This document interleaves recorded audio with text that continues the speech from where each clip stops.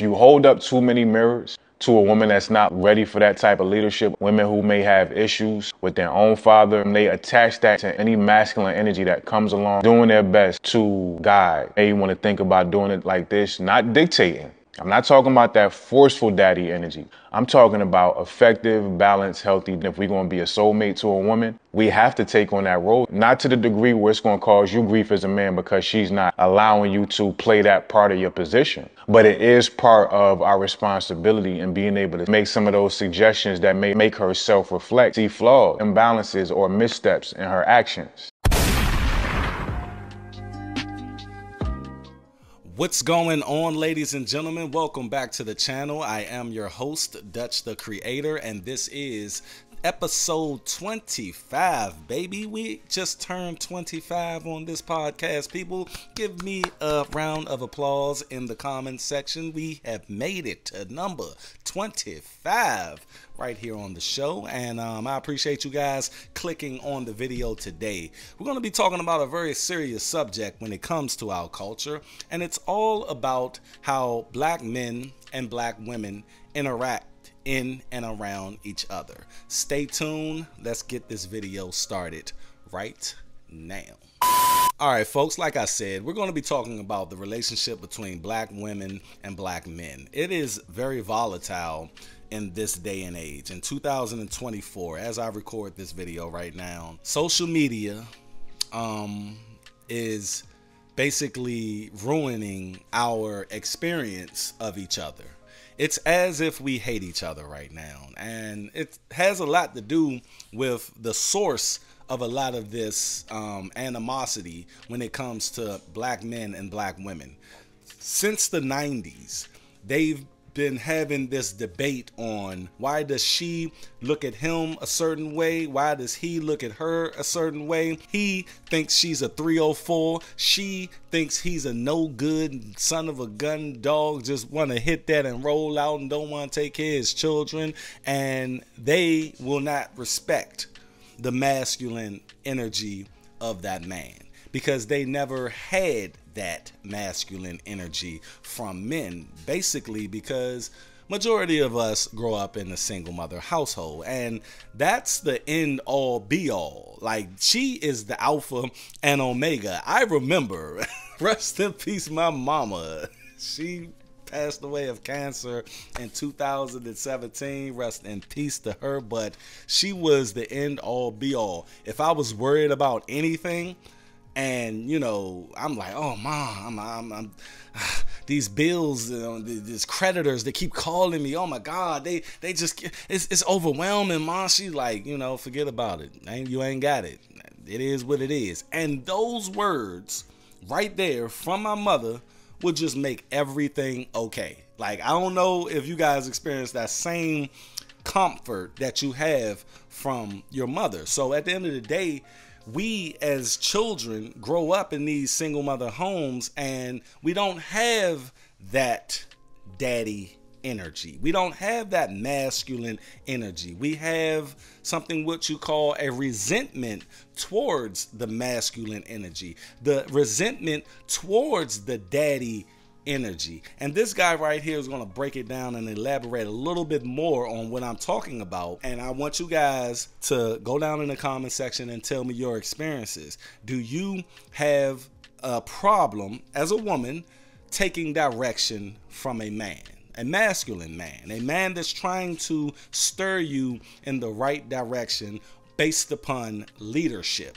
And we're going to hear this guy out, and then we're going to elaborate on what he had to say next. Let's go. Women, to a large degree, subconsciously have resistance towards daddy energy. Leadership gets to a point, if you hold up too many mirrors to a woman that's not ready for that type of leadership, women who may have issues with their own father, and they attach that to any masculine energy that comes along, doing their best to guide. Hey, you want to think about doing it like this, not dictating. I'm not talking about that forceful daddy energy. I'm talking about effective, balanced, healthy. If we're going to be a soulmate to a woman, we have to take on that role, not to the degree where it's going to cause you grief as a man because she's not allowing you to play that part of your position. But it is part of our responsibility in being able to make some of those suggestions that may make her self-reflect, see flaws, imbalances, or missteps in her actions. A lot of women have not prepared their heart and their spirit to be able to cultivate a relationship with a man who has this ability. A lot of the men they've dealt with have nowhere near this level, and they've been able to kind of cruise. They've been able to be the ones that guide. So when they are reflected that with somebody who actually has disdain to be able to make these suggestions, it can often make them feel insecure, feels unfamiliar, like a threat to their ego that they have made themselves comfortable with and have never had challenge. If I was a man that's still on the dating scene, one of the questions I would be asking is, what work have you put in to hear an opposite view for your greater good? Whether I suggest something, we talk our way through it, and you still go your way. What work have you done to be open to masculine guidance? I like the way he put that. A shout out to this guy. I forgot his name. At Brick City Buddha. I like that guy. I watch him a lot. The thing is, man, I've had situations where I would be trying to guide this woman, right? And, you know, just give her some knowledge that she may not have, or try to correct some behavior that she's, you know, exhibiting, right? And time again, when I have done this with certain women, you can see it in their face. They're fighting it. They agree with you, and they understand your logic. They understand why you're telling them this. They understand it all. They understand exactly what you're trying to convey to them. But in they're fighting it because it's a natural thing for them to do based upon their upbringing. A lot of people ask the question, you know, nature or nurture, on how someone's formed as an adult. The thing is, it is all about nurture. It is not nature. It's not how they're born, because they could be born any way. It's how you cultivate whatever's being born and that type of person internally, you know? And a lot of these women don't have the capacity in their mind to take guidance from men. And I think that's a problem in our community that we have to address to our younger generation, because our older generation is pretty much done. They're going to be stuck in their ways. But we still have to understand that in that Bible, and I'm not a Bible thumper, I'm not a religious person, but I do think humans wrote that Bible based upon certain like characteristics of structure and the nature of human beings, men and women. How women are more nurturers innately. Men are more protectors innately. So at the end of the day, they put these orders, this natural order, in these books and in these in this literature, and then in these, you know, movies. Sometimes, man, we see it. And the thing is, it's right there. The thing is, you have man leading his family, then you have the woman being the help to that man, and the man relinquishing power and authority to this woman to cultivate the household, you know, and have that to be her sanctuary, have that to be the end all be all of what she need to do whilst being a caregiver, whilst being a curator of this whole family. See, we have women that put in their bios all the time, God first and Jesus first, and thank God for this, thank God for that. But the thing is, you have to understand what you're saying there, because it's God, Jesus, man. They don't want to submit. Submission, the word submit or submission to a woman is kryptonite. They hear it and they just go crazy. But it's not what you think, ladies. It is not what you think. It is basically agreeing, cooperating with that man so he can take over and lead you. Now, it is exceptions to this. Do not follow a foolish man. Do not follow a fool. And a lot of women have babies by fools. We call them Pookies and Ray Rays.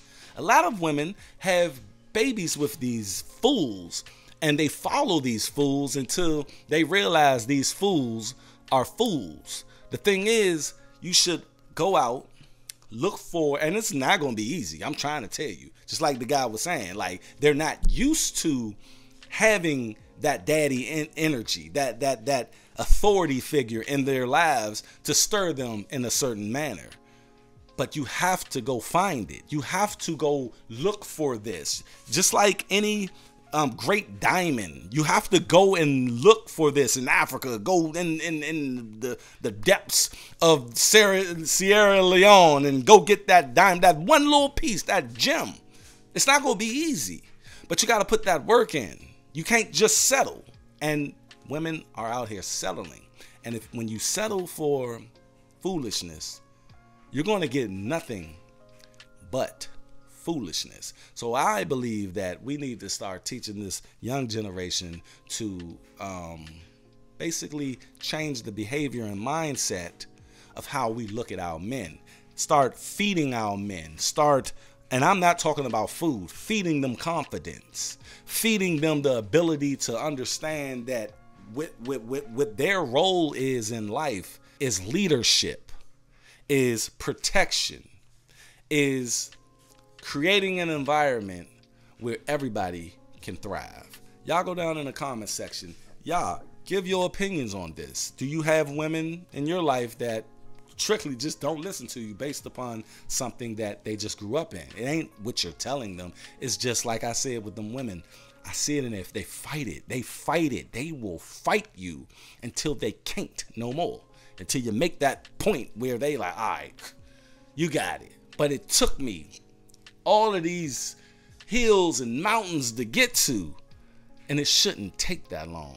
Y'all, go down in the comment section, tell me what you think. And as women, I'm gonna give you a voice too. How do you feel? Keep it real, be candid. How do you feel about taking direction from a man?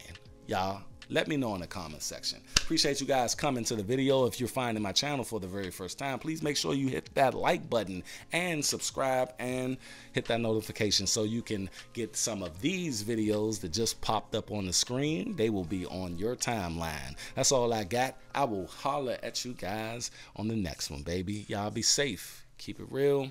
Let's do it inside the Culture Podcast. Let's go.